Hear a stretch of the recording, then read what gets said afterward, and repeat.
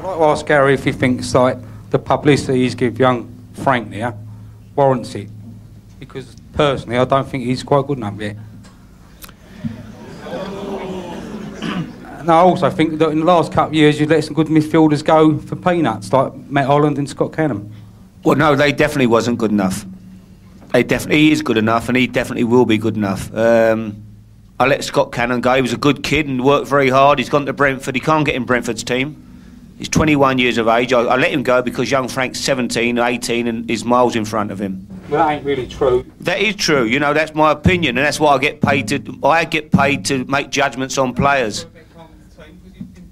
He's not. No, if you look very carefully, I don't think he's been in too regular. Well, it's your opinion, you know. Again, it's a game of opinions, and you've got a right to your opinion, but I've also got a right to my opinion. You know, and that, my opinion, obviously, I keep the players I want to keep. Young Matt Holland, yeah, I think he may bounce back and maybe first division, and he's a decent player. And young Scotty Cannon's a decent player, don't get me wrong. He's a decent young player. We offered him a 2-year contract, and he turned it down. He didn't want to stay here. But, no, I tell you now, you know, you can sit in front of all these people. I tell you, without any shadow of a doubt, there will be no comparison with what Frank Lampard will achieve in football and what Scotty Cannon will achieve in football. But you'll give him the opportunity. I don't give him the opportunity.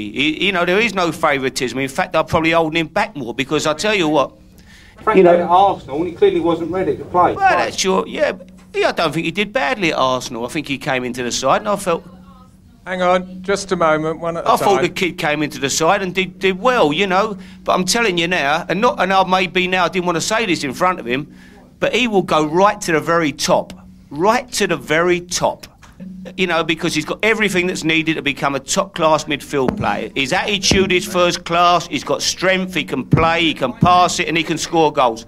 Well, I mean, I do go to reserve games and stuff. Yeah. So I do know... Sure, I know you... Yeah, I'm not saying you don't. I ain't saying you don't, and I'm not saying you don't know what you know. It's your opinion. It's fine, but I'm telling you, it's my opinion. I couldn't be more strong how I feel about him. I think it's not just Harry's opinion. I don't know if many of you knew, but during the European Championships in the summer, England decided to take several young players from all over the country to various training sessions.